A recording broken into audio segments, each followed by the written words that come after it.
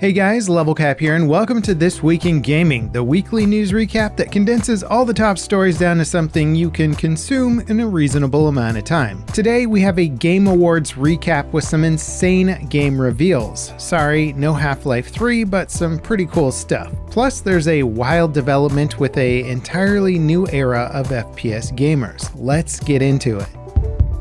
Starting off, the Game Awards put on a much better show than they did last year with their heavily criticized event. This time they actually focused on the games and the developers that made them. In between some insane reveals, which we'll get to in a second, they actually gave developers time to give their acceptance speeches and even gave out an award to Amir Satvat for his work helping laid off game devs find new jobs with their first ever Game Changers Award. But as for those new game reveals, let's just say us gamers are going to be eating good for the next few years. Naughty Dog announced their next game, a sci-fi Souls-like space adventure titled Intergalactic: The Heretic Prophet. In typical Naughty Dog fashion, the in-game cinematics showed some absolutely incredible character animation. It also featured some big name brands like Porsche and Adidas when it comes to future ship and tech manufacturers, which is funny. The trailer ended with a cinematic of showing you exactly what you're going to be doing in the game, which of course is fighting giant robots with a laser sword, because why not? Intergalactic doesn't have a release date, but the studio has been in full production on it since 2020, so we can probably expect a release date announcement sometime next year. There's a good chance it'll be a timed PlayStation 5 exclusive with a PC port released after a delay. As a quick aside, speaking of Naughty Dog's delayed PC ports, The Last of Us 2 is launching on PC April 3rd, 2025. This somewhat divisive game was a technical showstopper for its time, and it'll likely push even the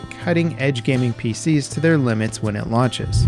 The Witcher 4 was also officially revealed with a gorgeous cinematic featuring Ciri fighting a horrific monster in a cave. It's progressing the storyline, and we now see Ciri as much older, and while the game will incorporate Geralt's character in some capacity, it's going to focus mostly on Ciri, with her being the main playable character. As for the cinematics, it is simply gorgeous. It's apparently rendered in Unreal Engine 5 on an unannounced NVIDIA GPU, so it sounds like it'll be as gorgeous as it is demanding. The Witcher 3 was a benchmark title that brought PCs to their knees for years and featured one of the most stunning open worlds, but it also used the studio's in-house Red engine, so it looks like the sequel could be equally demanding while also utilizing more widely used industry tools. Naturally, there's no release date for this game yet. Elden Ring is getting a co-op multiplayer spin-off called Nightreign. It's sort of a roguelike, sort of a survival game. The premise is that you and two friends survive for 3 day-night cycles. Each night the map shrinks, forcing you into a smaller area. You'll also fight a boss each night from a selection of Night Lords, and while the game is set in a parallel universe to Elden Ring, it also includes a boss from Dark Souls called the Nameless King. There'll be 8 playable characters to choose from, and failing to survive the full 3-day night cycle will cost you some progress, but you will still keep items that let you customize and upgrade your character. The harder the enemies are to fight, the better rewards you'll get for killing them. And killing the Night Lords will give you more lore about the characters as you play. Overall, it looks and sounds like more great Elden Ring content, and it's going to be released as a standalone game in 2025.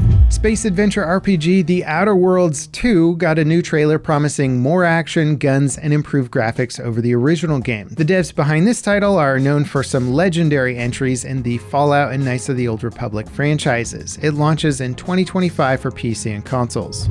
Borderlands 4 got a gameplay trailer, and while there wasn't much new stuff revealed aside from the main cast of playable characters, it looks like you're getting the typical yet upgraded Borderlands experience. It's launching in 2025 on all platforms. Finally, a studio realized that gamers just want to shoot dinosaurs, and a new Turok game is now greenlit. There's a new trailer for Turok Origins that includes a mix of in-game cinematics and gameplay, and it looks pretty fantastic. The gameplay leans hard on guns and crazy abilities reminiscent of BioShock. It also looks like your character will have different suits and suit modes that represent these abilities. It doesn't have a release date, but it'll launch on PC, Xbox, and PlayStation 5. Survival FPS The Long Dark is getting a proper sequel. The Long Dark 2 Blackfrost will feature more urban environments and more RPG mechanics than the first game. It's launching in early access sometime next year, which will offer a portion of the game's full open world map. Shadow of the Colossus creator Fumito Ueda announced their next game, and it looks like a mech game. The game is currently untitled, and the trailer didn't give away much in terms of the actual gameplay or story, but it looks like you'll be able to control a giant mech of some sort. The trailer shows a shockwave approaching and a character attempting to use the flying head of a mech to escape. It has no release date. A new Onimusha game is finally coming out after 10 long years from the last mainline entry in the franchise. These historical action games were defining titles for the PlayStation 2 era, but aside from a remaster of the original game and a VR title, they haven't really gotten modern console or PC treatments. The trailer is mostly a cinematic showcasing the game's combat. It's launching in 2026. Now, if you're actually interested in some of the game awards that were given out during the show, Astrobot took home Game of the Year. Some other notable wins were Helldivers winning Best Ongoing Game, Balatro winning Best Indie Debut Indie Mobile Game, Frostpunk 2 winning Best Sim Strategy Game, and Melina Jurgens winning Best Performance for her role as Senua in Senua Saga Hellblade 2. Now, outside of the Game Awards, there were also a couple of big stories this week. Fortnite, which you can expect to be hearing a lot more about in the coming years, got a competitive FPS Counter-Strike mode. It's called Ballistic, and it takes all the core elements of Counter-Strike's bomb defusal mode and sprinkles in a dash of Valorant. The end result is a more casual approach to the traditional competitive FPS that plays well and seems to have a bright future if Epic can refine and expand it. It also bodes well for the official FPS tools Epic are releasing for Fortnite's player-made experiences. I'll have a deeper video covering Ballistic next week, so stay tuned for that. Now, in our final story this week, Delta Force got a major update with several in-game events. There's too many to list, but in a nutshell, when you log in, you'll be able to complete missions that dole out cosmetic rewards until the end of the month in both the game's extraction and battlefield modes. The devs have also released a balanced update, extending some of the capture areas of the Trenchline map, as well as a handful of bug fixes, mostly targeted at technical issues. Delta Force is enjoying a very strong launch, with peak concurrent player count beating that of Battlefield 2042's. It's still too early to say whether or not Delta Force is going to be a huge hit or not, but it seems to be settling in at around 80 to 90,000 average players, which is pretty damn impressive. The devs seem prepared to support the game with a mountain of content. Right now, there's roughly 5 maps available for each mode, and the sheer number of events that they're rolling out is honestly impressive. All the new events started today, and they end on a staggered timeline every few days until the final one expires on the 29th.